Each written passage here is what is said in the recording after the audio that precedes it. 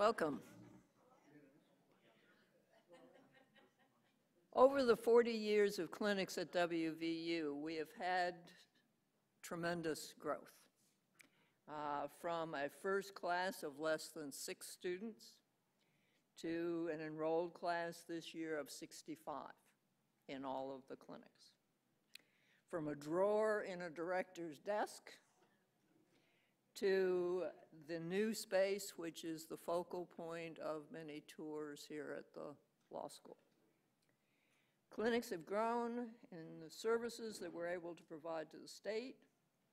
This morning we heard from current students and others about the services that are going on right now, and this afternoon we will have a presentation from clinic alums who are going to talk about the impact that clinics have had over the 40 years that we've been in service to the state of West Virginia. We're deeply grateful for this celebration and look forward to more growth and many more years of opportunities to serve the state. Let me give you now to Dean Greg Bowman, who will introduce our speaker.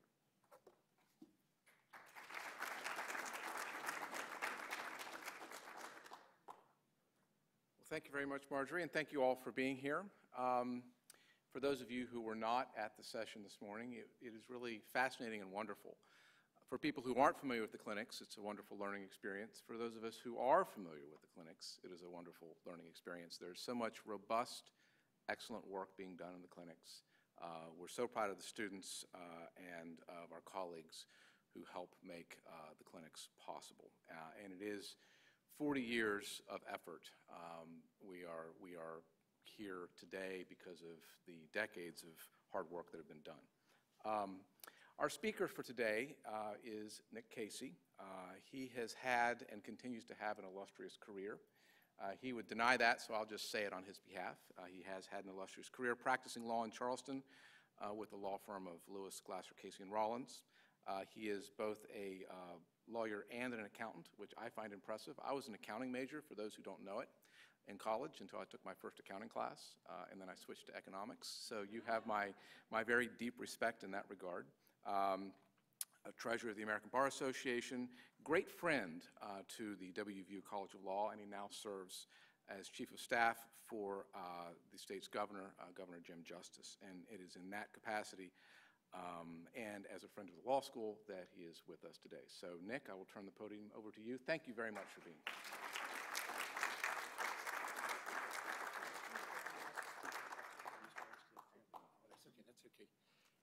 How are you all? First of all, I bring you an apology.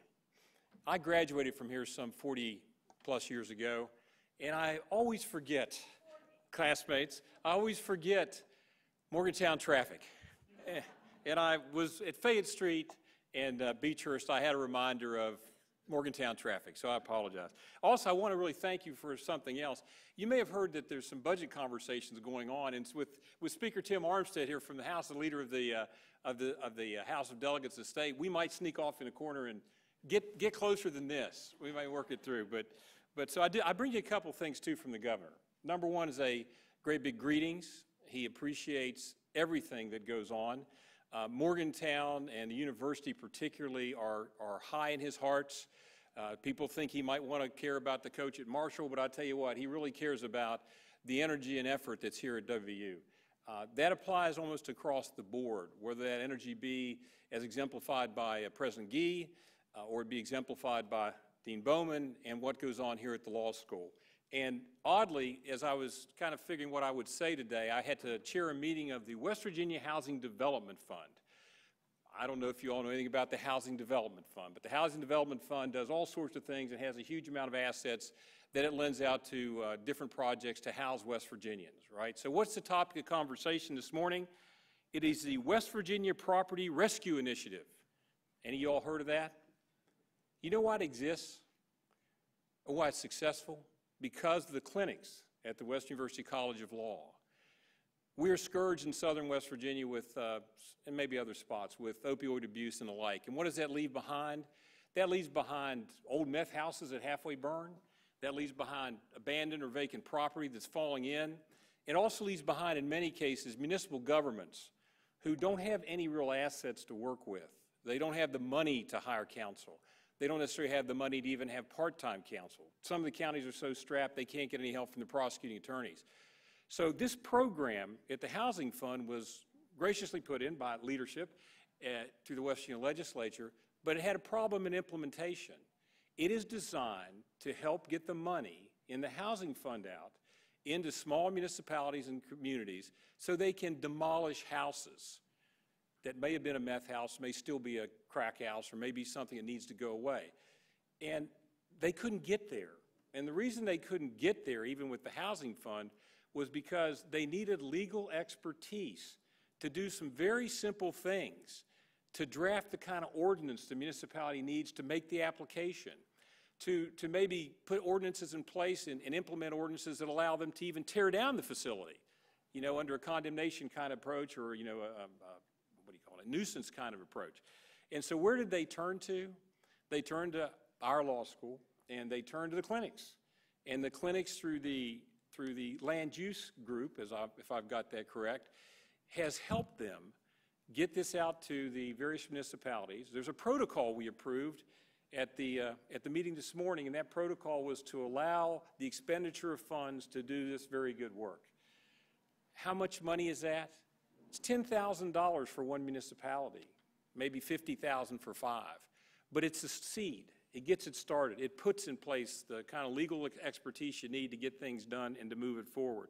So that's a big thank you I really want to extend from the governor, who ultimately is a chairman of that Housing Development Authority, although he gives me the privilege of going to the meetings on his behalf. Because, you know, the educational endeavor that goes on up here is I was a beneficiary of it, and I acknowledge that. And I know lots of other folks who have been beneficiaries of it. And the educational side that you all do is both remarkable and impressive. But things like this, pardon my grammar, things like this are beyond education. You all through the clinics have caused things to happen in some parts of this state, maybe more than I even know, that are so important to us collectively as West Virginians.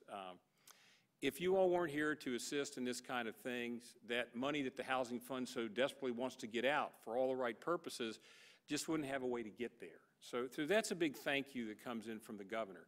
And there are other areas that you all know about in the clinics that are teaching people to do things and helping them out. But it's that day-to-day, on-the-ground help for the state of West Virginia that the governor informed me I should be very clear about in thanking you all and for the great tradition and the great opportunities. Also, I want to thank you for me personally. I have the privilege of being the treasurer of the American Bar Association, which means I missed the meeting when the election occurred. But we've got some, I forget the number, 450,000 members, and a huge number of those are law students. And when you go to meetings with people who hail from what they used to call white-shoed firms on Wall Street, and firms out of Chicago that probably have more members in them than we have students in this law school, and you start getting into conversations about what they're doing, how they're doing, what they're doing, it sometimes is a little intimidating from my perspective. But we're on the cutting edge with these clinics, and it gives me some bragging rights that I thank you for, because I can then remark to those folks about all the wonderful projects and things they're doing. And yeah, they are wonderful what they're doing, but we can hold our own. Here in West Virginia, we can walk into a meeting of the American Bar Association with luminaries from wherever, and they boldly and proudly say what they've done, and we boldly and proudly say what we have done. And so we really appreciate that from a personal perspective, from a thank you. I would urge us all the dean is very active, but I would urge us to send more intelligent people who can brag like him to some of these American Bar Association meetings and the like, so that we can use his knowledge and intelligence to dazzle them even more. Because one of the things we've found at the American Bar Association, there are now opportunities for money. We have the Fund for Justice and Education. We have the American Bar Endowment.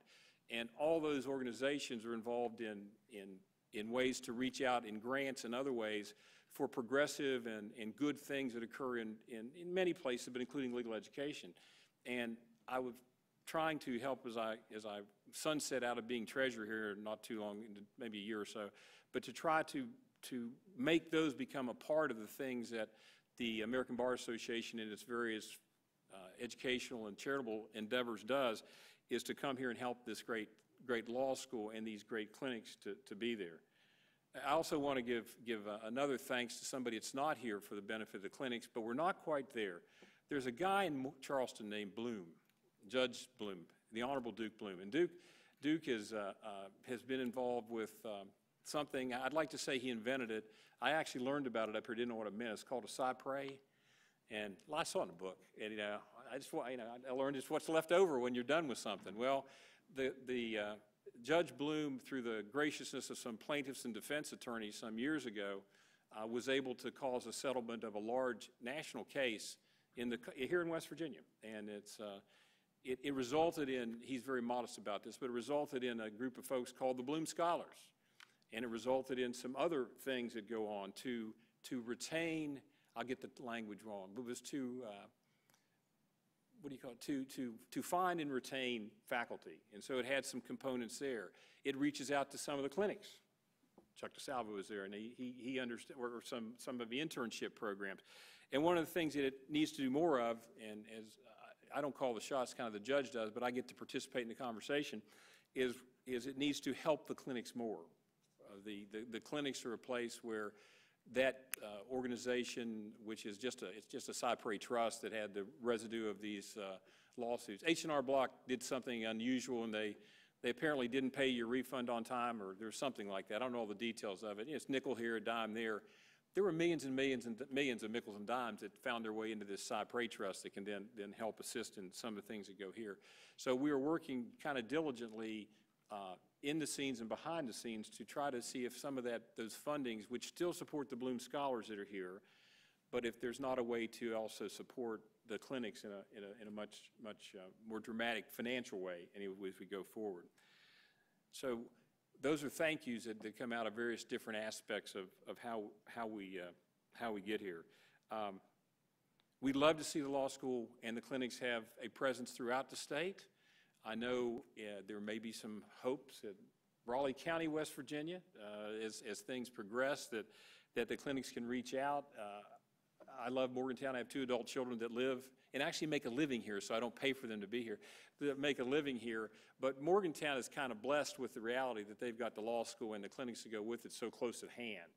And as the speaker and I know, he knows better than I, you all live in a very bright spot in Morgantown. It's a very shining light of many things. You don't have to go too far into the south of West Virginia to find out there are some dark days down there, and the gloom is pretty pronounced. One of the legislators who works with the speaker was beside himself with joy to deliver. Here's how bad it is: to deliver a used garbage truck to a nice little town that's in southern West Virginia, because the mayor was picking the trash up for 900 and some people out of the back of his pickup truck, because they had neither the resources or the tax base to really support it. So there are things like that go on that are important, and we would love to see the ability of the clinics to reach out into some other parts of the state that I know they're trying to do, but we'd love to figure out how to help you accelerate that so that we could take care of them. I know the clinics look after the veterans and the veterans clinics. We're trying to look after the veterans a little bit as we work forward on budget efforts to try to remove the income tax from veterans. They've got all sorts of troubles, and maybe we can get the tax off of them. They don't pay that much, but they pay something, and we're trying to assist them in that regards. But the veterans programming that is done through there is appreciated. The president of the American Bar Association from Atlanta, Georgia, is named Linda Klein. She recently spoke in Charleston at the State Bar annual event that was here a couple weeks ago, and her big push has been veterans. And I told her, I had a chance at dinner to explain to her that our law school already has recognized some needs and some interests there, and that they've got a clinic that works to try to assist veterans in various different ways, which again are beyond my knowledge to really explain, but she was very pleased to see that, and that dovetails back to maybe I can get some money out of her from the FJE or the American Bar Endowment, the accounting background we have never takes me far away from begging for money. So I appreciate that the numbers need to be there in order to make it all work.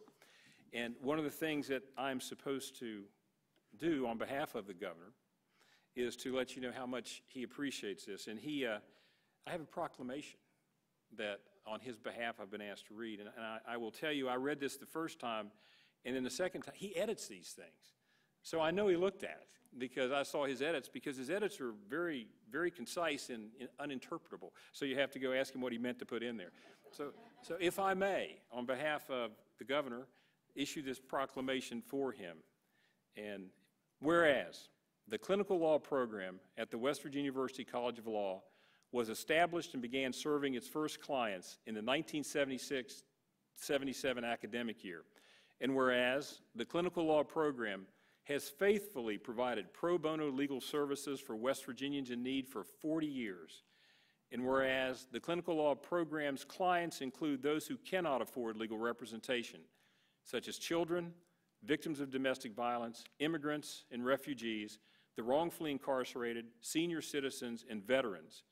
And whereas the clinical law program is contributing to the well-being and sustainable economic growth in the state by providing legal services to local governments, communities, nonprofit organizations, property owners, investors, and entrepreneurs.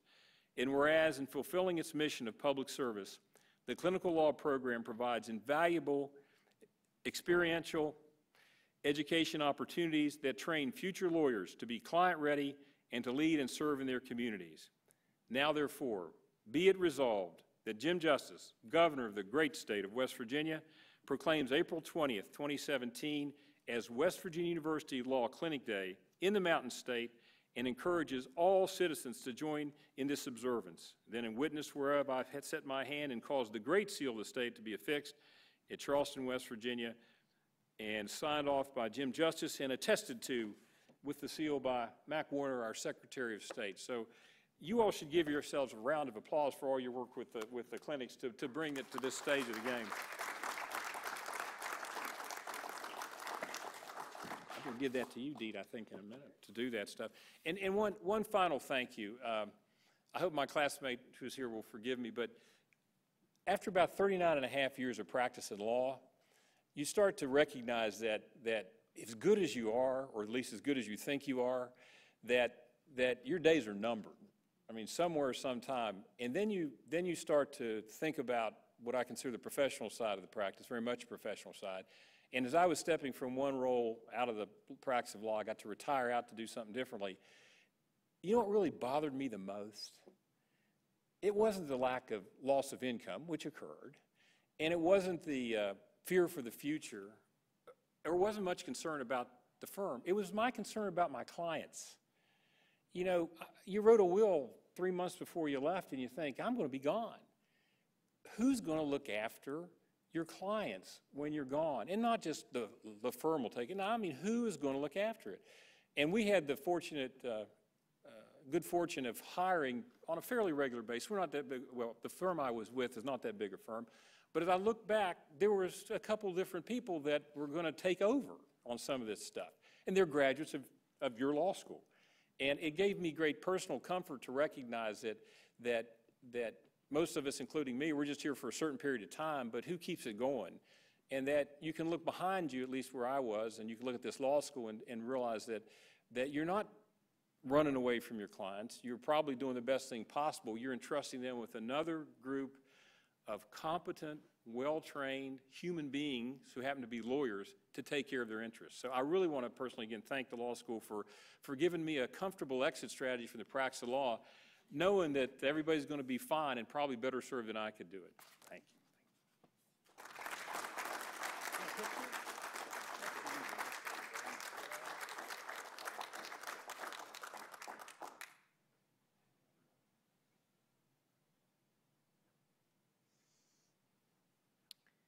Well, thank you, and thank the governor for that wonderful proclamation. We will reconvene at 4 o'clock in room 158.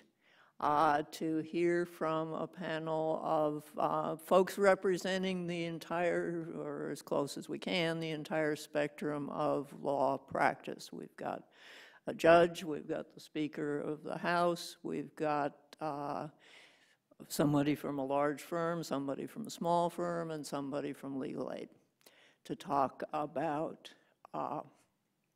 the impact that the clinics have had on them and on the practice. And then at 5:30, we will have some fun with a reception down in the clinic space. So everybody is invited to both events, and in the meantime, if you haven't had a chance to tour around the new building, please do so, because you are in for a treat. Thank you.